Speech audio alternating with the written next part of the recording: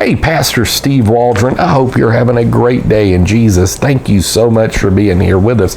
Do check out our other videos, subscribe, hit the bell notification. We're in America's God and Country by Federer, a phenomenal book. And it says this about Richard Bassett, and then what Richard Bassett said. Now you might say, who's Richard Bassett? Well, he's the inventor of the Bassett hounds. I'm just joking. He might be, but I don't think so.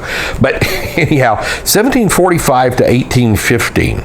So Richard Bassett was one of the signers of the Constitution of the United States. He was also instrumental in leading his state, Delaware, to be the first to ratify the Constitution.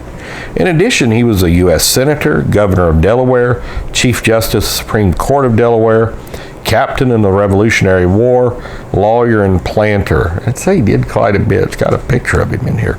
He helped write the Constitution of the state of Delaware and had been appointed by President John Adams as a U.S. Circuit Court judge. Now, here's some other fascinating things about him, then we're going to read what he said. Richard Bassett converted to Methodism during the Revolutionary War, became close personal friends with Francis Asbury, the famous circuit-riding preacher. You know, he and Cartwright, man, they had the respect of the hardest because of their ability to endure hardship for the gospel.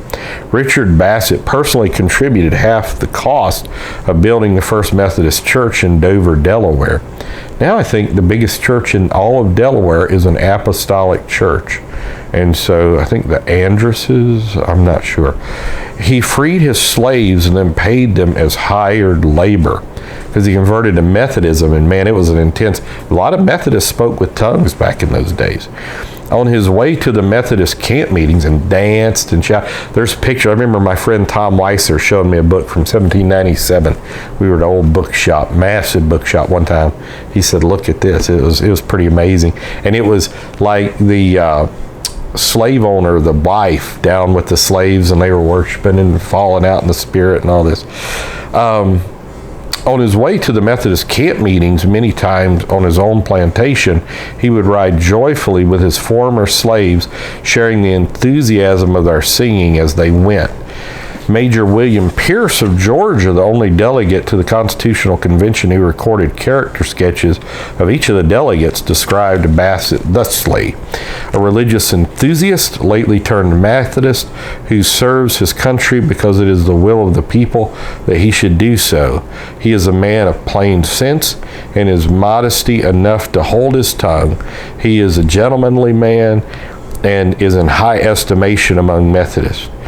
Well, we need a lot more people that have a lot of those characteristics.